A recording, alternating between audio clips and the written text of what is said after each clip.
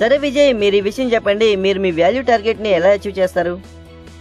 నేను గనక ప్రతి అవుట్లెట్లో ఎక్కువ పరిమాణంలో ప్రోడక్ట్ అమ్మినట్లయితే నేను నా వాల్యూ టార్గెట్ని అచీవ్ చేయగలుగుతాను. చాలా బాగుంది విజయ్, మీరు చాలా బాగా చెప్పారు. కానీ ఇందులో 2 ముఖ్యమైన విషయాలు ఉన్నాయి. ఎక్కువ క్వాంటిటీలో అమ్మడం, ఇంకా ఎక్కువ అవుట్లెట్లలో అమ్మడం. విజయ్, మీరు స్కీమ్ ఇంకా మీ సెల్లింగ్ స్కిల్స్ ఉపయోగించి ఒక ఎస్కేయూలో ఎక్కువ క్వాంటిటీలో అమ్మగలుగుతారు. కానీ ఏదైనా అవుట్లెట్ ఒక మాక్సిమం క్వాంటిటీ తీసుకున్న తర్వాత మీ నుంచి స్టాక్ తీసుకుంటారా? ఇంకా లేదు, వారు అంతే తీసుకుంటారు. ఎంతైతే మాక్సిమం సేల్ చేయగలుగుతారో ఒక వారంలో వారు ఎక్సెస్ స్టాక్ ఉంచుకోరు. అబ్సల్యూట్లీ విజయ్, మీరు చాలా బాగా చెప్పారు. మనం ఆర్ఓ బుక్ ద్వారా అవుట్లెట్ యొక్క టేక్ ఆఫ్ ట్రెండ్ ని అర్థం చేసుకుని క్వాంటిటీ అమ్మాల్సి ఉంటుంది.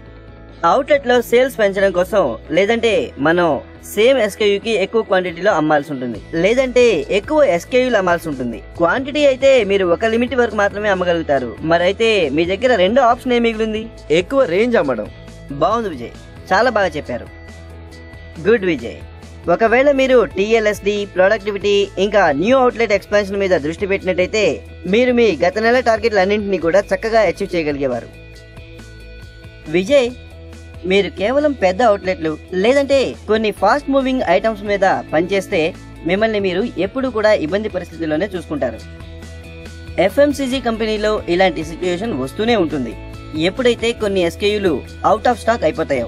మన దగ్గర ఆర్ఓ బుక్ లో 189 ఎస్కేయూలు ఉన్నాయి. మనకు సరైన అవుట్లెట్ లో సరైన ప్రోడక్ట్ అమ్మడం వచ్చుండాలి. మనం కేవలం ఫాస్ట్ మూవింగ్ ఎస్కేయూల మీద మాత్రమే డిపెండ్ అయి ఉండలేము టీఎల్ఎస్డి టార్గెట్ అచీవ్ చేసేందుకు. ఇప్పుడు మీరు నాకు సింథాల్ డియో యొక్క సెల్లింగ్ స్టోరీ చెప్పండి కాస్త. సింథాల్ డియోలో కొత్త ఫ్రాగ్రెన్స్ ఉన్నాయి. ఇంకా కస్టమర్లు దీన్ని బాగా ఇష్టపడతారు.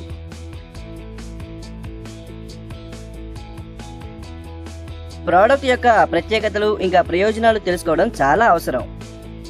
దీంతో మనం అవుట్లెట్ లో లైన్స్ పెంచవచ్చు. దీని గురించి మనం తర్వాత డిస్కస్ చేద్దాం.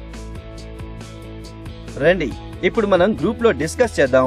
ఎఫ్ఓ రమేష్ ఇంకా డిఎస్ఆర్ విజయ్ ఏది సరిగ్గా చేశారో, ఇంకా వారు ఏది సరిగ్గా చేయగలిగి ఉండవచ్చు.